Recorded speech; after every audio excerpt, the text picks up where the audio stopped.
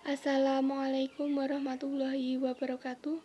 Perkenalkan, nama saya Ali Nurindasari dari kelas 10 IPS 3. Hari ini saya akan menceritakan tokoh santri Kyai Haji Hasyim Asy'ari. Tokoh ulama pemikir dan pejuang yang dianugerahi gelar pahlawan nasional, Kyai Haji Hasyim Asy'ari tercatat lahir pada 4 Rabiul Awal 1292 Hijriah atau 10 April 1875 di Desa Gedang, Kecamatan Dewek, Kabupaten Jombang, Jawa Timur.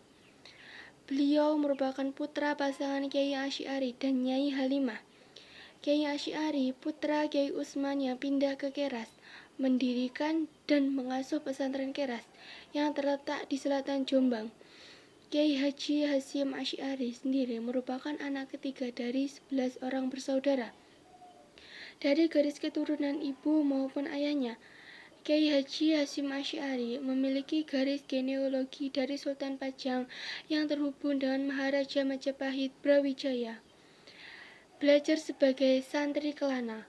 Sejak kecil, Kyai Haji Hasyim Asy'ari diasuh dan dididik oleh ayah dan ibunya, serta kakeknya Kyai Usman, pengasuh pesantren Gedang di selatan Jombang, dengan nilai-nilai dasar tradisi Islam yang kokoh.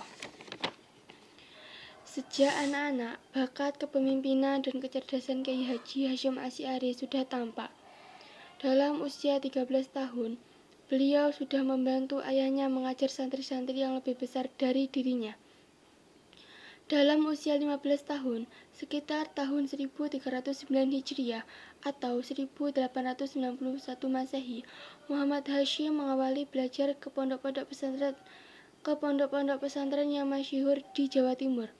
Karena kecerdasannya, Kyai Hasyim tidak pernah lama belajar di satu pondok, karena semua mata pelajaran telah tuntas dipelajari dalam waktu tidak sampai 1 tahun.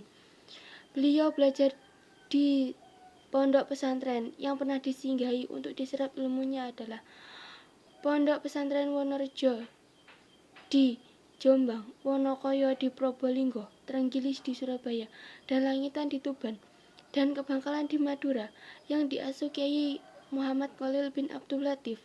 Setelah menuntut ilmu dari pesantren ke pesantren selama 5 tahun, akhirnya beliau belajar di pesantren Siwalan, Sono Sidoarjo, di bawah bimbingan Kyai Yakub, yang dikenal sebagai ulama yang terpandang luas dan alim dalam ilmu agama. Setelah menyerap ilmu selama setahun, dalam usia 21 tahun, Kyai Haji Hasyim Asy'ari diambil menantu oleh Kyai Yakub, dinikahkan dengan putrinya Nyai Nafisah. Tidak lama setelah menikah, Kyai Hasyim bersama istrinya berangkat ke Mekah guna menunaikan ibadah haji 7 bulan di sana. Beliau kembali ke tanah air setelah istri dan anaknya meninggal dunia bulan Syawal 1310 Hijriah atau Mei 1892 Masehi. Kyai Hasyim Asy'ari menikah dengan Nyai Khadijah. Setelah itu beliau berangkat ke Tanah Suci. Beliau menetap di Mekah selama 7 tahun dan berguru kepada Syaikh Ahmad Khatib Minangkabawi, Syaikh Mahfud At-Tirmizi, Kyai Saleh Darat Al-Samarani. Penting untuk dipahami bahwa pada saat Kyai Hasyim belajar di Mekah, Muhammad Abduh melancarkan gerakan-gerakan reformasi pembaharuan pemikiran Islam. Gagasan reformasi pembaharuan Islam yang dianjurkan oleh Abduh yang dilancarkan dari Mesir telah menarik perhatian umat Islam dunia, termasuk santri-santri Indonesia yang sedang belajar di Mekah, seperti Kyai Ahmad Dahlan dan Kyai Hasyim Asy'ari. Gagasan reformasi pembaharuan Abduh itu, Syaikh Ahmad Khatib mendukung beberapa pemikiran Abduh, walaupun ia berbeda dalam beberapa hal.